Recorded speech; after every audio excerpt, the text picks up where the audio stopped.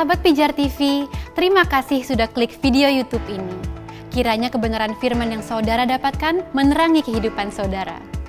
Untuk mudah menyaksikan video-video lainnya dan mendapatkan update dengan cepat, klik subscribe. Jangan lupa, berkat Tuhan jangan disimpan sendiri. Klik tombol share di bawah dan bagikan video ini ke sebanyak-banyaknya orang yang saudara kenal. Salam terang bagi Indonesia.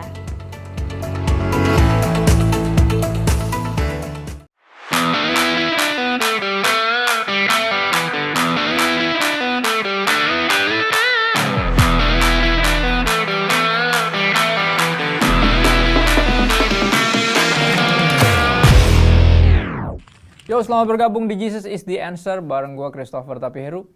Program ini dibuat untuk menjawab pertanyaan-pertanyaan yang unik, yang sederhana dan sehari-hari namun penting untuk dijawab berdasarkan kebenaran firman Tuhan.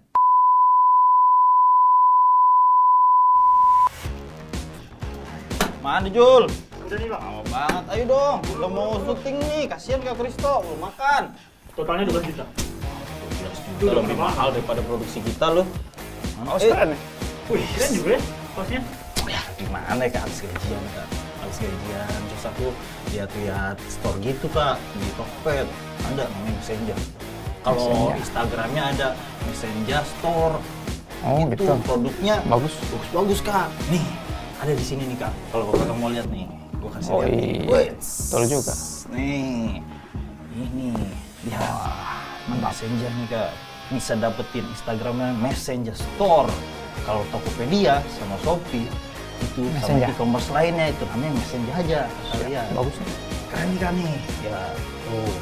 Kan banyak pilihannya Kak. Siapa tahu bisa tuh, lebih gaya tapi Kristen banget ya Kak. Oke lah Kak.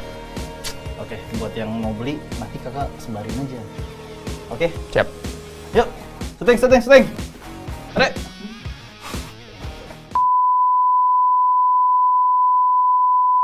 Program ini didukung oleh The Messenger Clothing. Teman-teman bisa dapetin kaos yang gue pakai ini online at Messenger Store, atau dapatkan kaos ini gratis dengan mengirimkan pertanyaan, cerita pengalaman, atau bahkan permohonan doamu ke nomor WhatsApp yang tertera. Yang terpilih akan mendapatkan kaos ini dan merch unik lainnya dari Pijar TV dan juga The Messenger. Hari ini kita akan membahas tentang sorga dan neraka. Tapi sebelumnya kita akan saksikan dulu apa jadinya kalau pertanyaan-pertanyaan ini dipertanyakan kepada sahabat muda Pijar semua. Ya. Hai, saya Ruth, umur 29 tahun. Halo, perkenalkan nama saya Pinkan Tirza Kiwol. Saya berumur 19 tahun. Nama gue Ari, umur 31. Halo, nama saya Elizabeth Sharon, umur saya 12 tahun. Nama saya Gion, umur kalau nggak salah 37. Halo, nama aku Yemi Maulodia Novianto, aku kelas 5, umur aku 11. Nama saya Demistina Wate, umur saya 32. Perkenalkan, nama saya Bi Mesak Penentuan, biasa dipanggil Mesak, umur saya 11 tahun.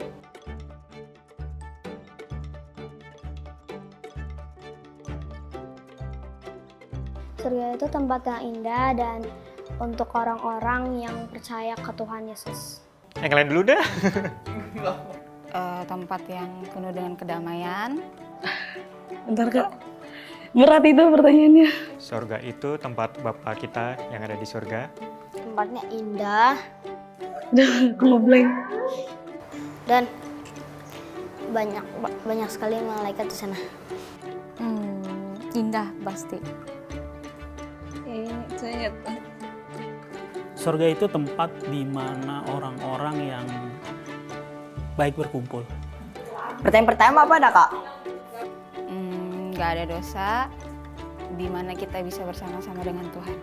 Tempat di mana tempat yang suci, di mana tempat yang hanya untuk memuliakan nama Tuhan, hanya untuk menyembah Tuhan, dan disitulah kita akan hidup kekal.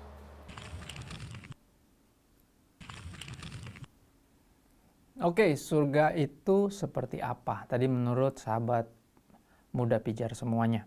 Ya, kita akan lihat beberapa ayat ya, teman-teman. Di Yohanes 14 ayat 2-6 dikatakan bahwa Tuhan Yesus menyebut surga sebagai rumah Bapanya yang banyak tempat tinggal. Ya, terus dia bilang, aku pergi ke situ untuk menyediakan tempat bagimu, kata Tuhan Yesus. Jadi ini sebuah tempat yang disediakan oleh Tuhan Yesus bagi kita yang percaya kepadanya. Dan dibilang bahwa ini juga tempat di mana dia berada. Yang dia juga rindu, dia bilang tempat di mana aku berada, aku rindu kamu juga ada di situ. Ya, dan tadi beberapa teman-teman bagus ngejawabnya bahwa di kitab Wahyu pasal 21 ayat 1 sampai 27 ada penjelasan-penjelasan sorga itu seperti apa. Dia bilang tempat yang indah, setuju. Penggambarannya benar-benar detail di situ. Wahyu 21 ayat 1 sampai 27. Di ayat 4 dikatakan nanti di sana nih nggak akan ada air mata. Ya, Tuhan akan menghapus segala air mata dari mata kita yang ada di sorga nanti, dan maut nggak akan ada lagi, jadi nggak akan ada yang mati, dan nggak ada lagi perkabungan, nggak ada ratap tangis atau duka cita. Ya, berarti nggak ada kejahatan juga di sana, nggak ada yang saling jahatin, sehingga nggak ada yang perlu nangis, nggak ada yang sedih, nggak ada yang meninggal, nggak ada kematian. Dan itu penggambaran yang paling indahnya ya, gitu ya. Dan berikutnya tentunya detail dari tempatnya sendiri. Ya, dikatakan bahwa di ayat 21 sampai 27 dikatakan jalan-jalan kota itu dari emas murni bagaikan kaca bening. Gimana coba ngebayanginnya ya? Emas murni seperti kaca tapi bening. Ya, terus digambarkan juga bahwa nanti di kota itu nggak perlu matahari dan bulan untuk menyinarinya sebab kemuliaan Allah meneranginya, dan anak domba itu adalah lampunya. Yesus sendiri adalah lampunya. Ya, interesting. Dan juga digambarkan karena nggak ada kejahatan ya di sana, digambarkan bahwa pintu-pintu gerbangnya nggak akan ditutup pada siang hari sebab malam nggak akan ada lagi di sana. Atau kalau benar isinya nggak akan ada lagi kejahatan, berarti nggak ada maling. Jadi kalaupun ada pintu di sorga pasti nggak ada kuncinya. Ya, dan itu gambaran dari sorga sendiri secara tempat gitu ya. Gambarannya seperti itu. Rumah Bapa, ya, tempat Yesus ada di sana, dan dia nyiapin tempat bagi kita yang percaya kepadanya, dan one day kalau tempatnya udah siap, dia akan datang kembali untuk jemput kita dan bawa kita ke tempat di mana dia berada. Oke, berikutnya kita akan melihat lagi ya, tentang bahwa neraka ini akan penuh api atau gimana, dan menurut teman-teman seperti apa neraka itu.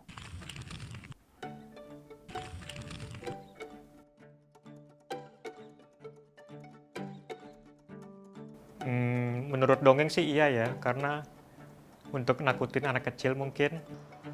Ulang Kak, ulang. Menurut saya neraka itu Panas. Iya benar, karena ada tertulis di Alkitab. Gue kagak tahu pertanyaan kayak gitu. Benar, karena sudah ada banyak yang mengungkapkannya. Ya karena gue belum pernah ke sana gitu, jadi iya aja lah, imani aja lah. tempat para orang tempat para orang jahat. Menurut aku ya, Kalau di Alkitab sih nggak menjelaskan apinya, tapi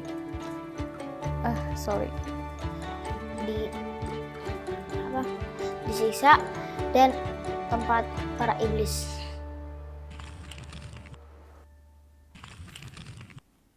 Ya, menurut kamu benarkah cerita bahwa di neraka penuh api dan juga tentunya derita? Menarik tadi jawabannya ya. Dan rata-rata kurang excited ngejawabnya. Kenapa? Karena sederhana, kita nggak akan berakhir di sana. Ya, aku aminkan siapapun yang percaya kepada Yesus tidak akan berakhir di sana. Makanya saya juga nggak terlalu excited ngomongin neraka. Tapi ini yang perlu untuk kita sadari, ya ayat paling penting tentang neraka menurutku. Karena gini, kalau bisa dibilang pembicara atau pengkhotbah yang paling sering mengkhotbahkan tentang neraka, justru Yesus sendiri. Tapi bukan dengan tujuan untuk menakut-nakuti, ya dengan tujuan untuk menyatakan kebenaran, kenyataannya seperti ini. Senyata sorga, demikian juga neraka.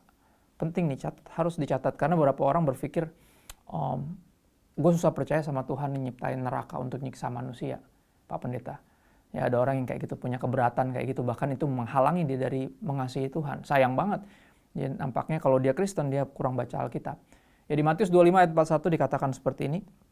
Tuhan Yesus bilang gini, Ia akan berkata juga kepada mereka yang di sebelah kirinya, enyahlah dari hadapanku, hai kamu, orang-orang terkutuk. Enyahlah ke dalam api yang kekal yang telah sedia untuk iblis dan malaikat-malaikatnya.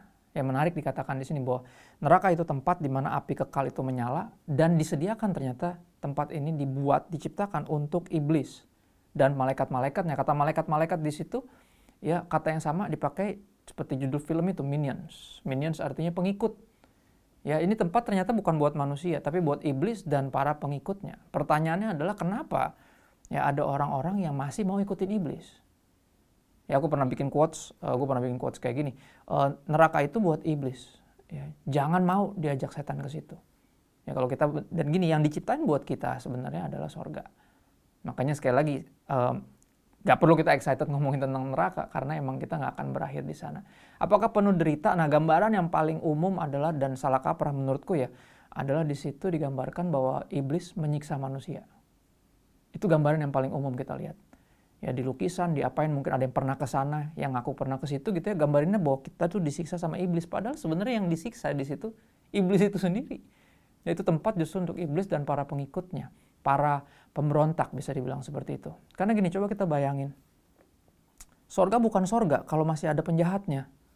Ya dimana kita masih was-was, lagi nyembah Tuhan, takut dipukul orang gitu kan, tiba-tiba lagi tidur ada yang dicuri atau ada yang dibunuh gitu. Maksudnya para penjahatnya pasti akan juga dikurung bersama dengan iblis, sang pemberontak di dalam neraka. Justru yang membuat sorga itu sorga, karena yang para pemberontaknya dikurung. Ke penggambarannya kalau di bumi ini kayak penjara lah ya. Ya penjara itu kan ada buat orang-orang yang nggak bisa diatur, yang akan cenderung ngejahatin orang lain, yang egois. Para penjahat kalau bisa dibilang, seperti jawaban para sahabat muda pijar gitu ya. Dan ini yang mesti kita pahami sungguh-sungguh. Neraka sekali lagi diciptakan bukan buat manusia, tapi untuk iblis dan para pengikutnya. So jangan ikutin iblis ke situ. Ya. Berikutnya kita akan lihat kembali pertanyaan ya, yang terakhir yang akan ditanyakan, dan apa aja nih kalau ditanyain ke teman-teman sahabat pijar semua.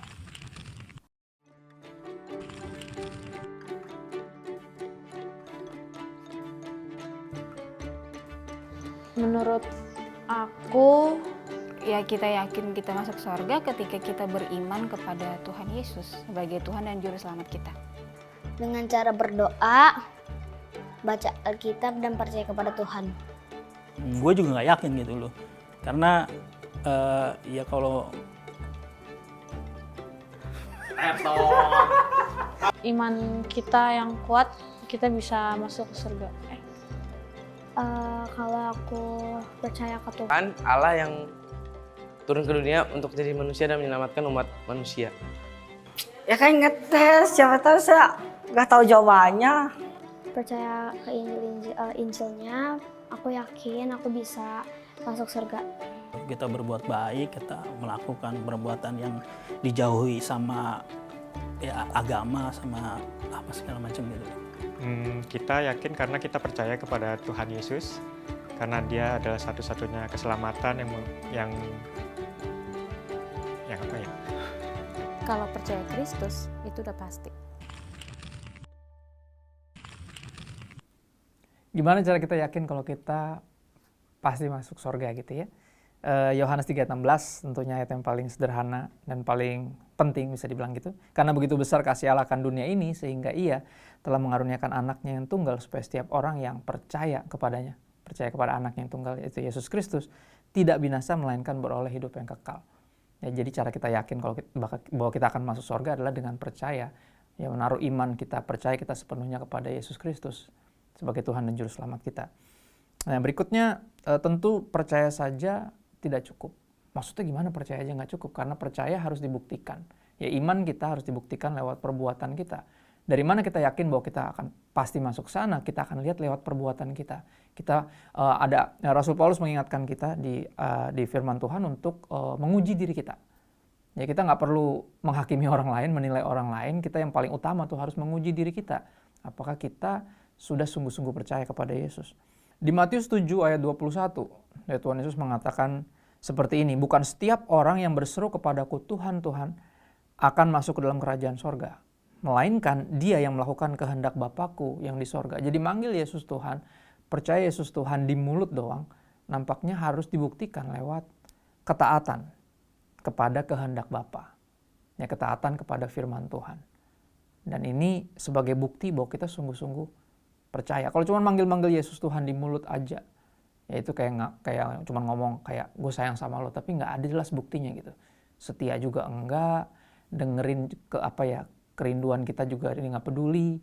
Dan ini sama, ya menurutku seperti halnya cinta, nggak bisa cuma dikatakan doang, harus dibuktikan pun dengan kepercayaan kita kepada Yesus.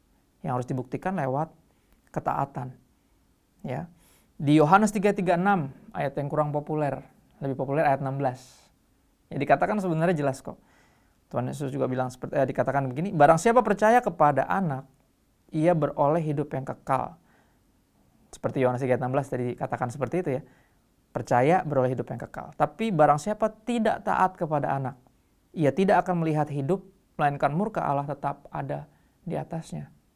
Menarik, lawannya percaya di ayat ini adalah bukan tidak percaya, tapi tidak taat. Kenapa demikian? Ya aku pernah nanya gitu ya sama almarhum papaku gitu, maksudnya ini apakah salah tulis atau gimana? Terus dia bilang, enggak kok, bahasa aslinya bener kok, emang seperti itu. Ya akhirnya karena gue orangnya cukup ngeyel gitu ya, dia bilang ya udah deh kita ngobrol aja sama dosen di bidangnya gitu yang bahasa asli gitu ya. Akhirnya aku tanya nih gimana, salah tulis atau gimana? Dia bilang enggak kok, ini bahasa aslinya tuh gue nggak inget dia ngomong apa, kan ribet ya bahasa aslinya. Tapi dia bilang artinya gini, artinya sederhana Kristo, dia bilang gitu ya. Pak dosen yang juga udah almarhum sekarang mengatakan hal yang sama seperti Bapak bilang, artinya gini, iman kita harus dibuktikan lewat ketaatan kita. Kalau orang nggak taat, artinya dia nggak percaya. Dan kalau kita renungin bener, sejujurnya kita sulit untuk bisa taat sama yang kita nggak percaya. Makanya kalaupun taat biasanya terpaksa. Ya, dan bukan itu yang Tuhan cari. Tuhan cari kepercayaan yang sungguh, yang dari dalam hati kita yang tulus, yang akan dibuktikan lewat ketaatan yang tidak terpaksa. Ya, karena tidak taat artinya tidak percaya. Percaya kepada Yesus akan menghasilkan kehidupan yang taat kepada Tuhan. Aku tutup dengan ini. Apa yang Rasul Paulus katakan kepada jemaat di Efesus. Ya, mengenai kepastian keselamatan. Cara kita yakin bahwa kita akan masuk surga. Efesus 2:8-10 dikatakan demikian, sebab karena kasih karunia kamu diselamatkan oleh iman. Itu bukan hasil usahamu tetapi pemberian Allah. Itu bukan hasil pekerjaanmu. Jangan ada orang yang memegahkan diri. Yang pertama kita harus sadari bahwa kita hanya bisa selamat, yakin selamat karena iman kepada Yesus. Bahkan bukan kekuatan iman kita, tapi objek iman kita. It's not the strength of our faith that save us, but the object of our faith that saves us. Ya, bahkan sebagai orang Kristen pun ya kita harus diyakinkan berulang kali ya bahwa kita bisa selamat bukan karena beragama Kristen, tapi karena Kristus menebus kita dari dosa. Yesus mati untuk Anda dan saya. Ya, keselamatan adalah bukan hasil usaha kita, tapi pemberian, sebuah hadiah dari Tuhan, anugerah Tuhan. Nah yang berikutnya, karena kita ini buatan Allah, diciptakan dalam Kristus Yesus untuk melakukan pekerjaan baik yang dipersiapkan Allah sebelumnya. Ia mau supaya kita hidup di dalamnya. Di dalam apa? Di dalam pekerjaan baik yang dia telah siapkan sebelumnya. Artinya gini, sederhananya adalah Pak, orang Kristen gak diselamatkan karena perbuatan baik. Ya gak ada yang bisa diselamatkan karena perbuatan baik. Tapi kita diselamatkan untuk perbuatan baik. Ya, kita diselamatkan untuk bisa berbuat baik. Untuk gak perlu hitung-hitungan dalam berbuat baik. Ya, karena kita percaya sepenuhnya sama Tuhan. Ketika Tuhan perintahkan sesuatu atau larang sesuatu, kita akan taat. Dan itu yang Tuhan mau. Ya, kita bisa melakukan perbuatan baik yang sudah dipersiapkan oleh Dia untuk kita lakukan. Sekali lagi, kita gak diselamatkan karena perbuatan baik. Kita diselamatkan untuk perbuatan baik. Atau walaupun kita diselamatkan karena perbuatan baik, itu bukan karena perbuatan baik kita, tapi karena perbuatan baik Yesus yang mengorbankan nyawanya di atas kayu salib untuk Anda dan saya, menebus kita dari dosa, memastikan bahwa kita sudah pasti selamat dan akan berakhir di sorga bersama dengan Dia selamanya. Oke, sahabat Pijar TV, senang banget di waktu yang singkat ini kita bisa membahas banyak hal mengenai sorga dan neraka. Program ini bisa diproduksi karena dukungan sahabat sekalian terhadap pelayanan Pijar TV. Dukungan doa, ide, bahkan dana sahabat sekalian yang memampukan kami untuk terus memproduksi dan menyiarkan program ini. Bagi sahabat yang tergerak berpartisipasi mendukung pelayanan kami dalam dana, silakan berkontribusi ke nomor rekening yang tertera. Seberapapun donasi sahabat sangat memberkati pelayanan media ini. So, kita akan kembali lagi di Jesus is the Answer minggu depan, di hari dan jam yang sama untuk membahas pertanyaan-pertanyaan menarik lainnya. Don't miss it. Salam terang bagi Indonesia.